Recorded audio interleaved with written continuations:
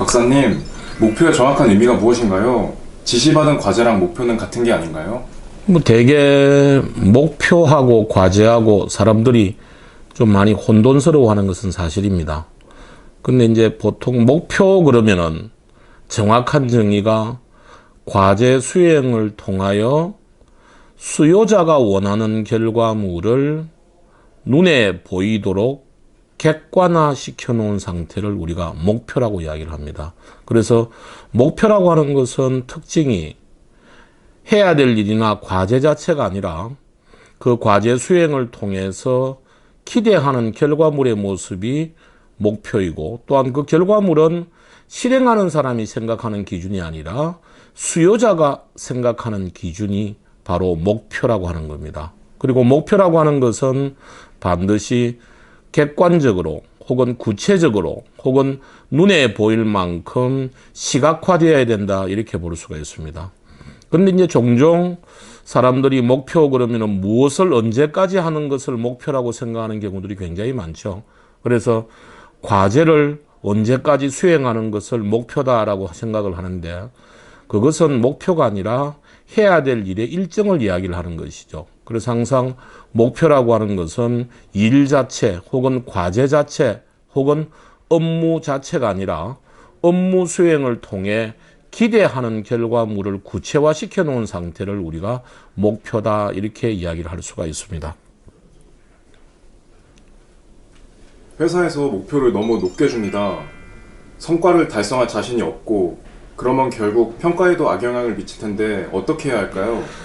뭐 흔히 많이들 이제 뭐 조금은 억울한 이야기를 하거나 혹은 불평불만을 이야기할 때 너무 높은 목표 혹은 뭐 도전적인 목표, 그래서 실무자가 생각을 하기에, 실행하는 사람이 생각하기에 굉장히 높은 목표를 갖다가 부여받았다고 생각하는 경우들이 굉장히 많습니다. 근데 대개 실행하는 사람이 책임져야 될 목표가 너무 높으냐 낮았냐에 대한 판단 기준은 그 자체로서 무엇을 어떻게 할 수는 없습니다. 그래서 목표 자체가 너무 높다 낮다 하지 마시고, 그 목표가 달성이 되었을 때의 모습을 구체적으로 한번 표현을 해보고, 그 목표를 달성하기 위한 전략이 구체적으로 본인이 수립을 했을 때 과연 그 목표를 달성하기 위한 전략 자체가 달성이 될 가능성이 있는 것인가를 가지고 판단을 하는 게 중요한 것이죠.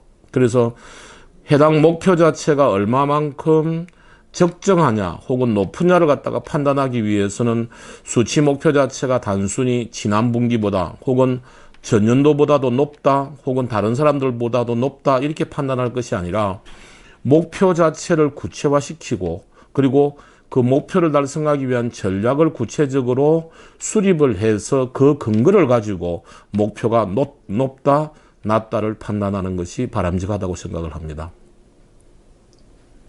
목표를 설정하는 기준이 사람마다 다 다른데 어떻게 설정하고 배분해야 할까요?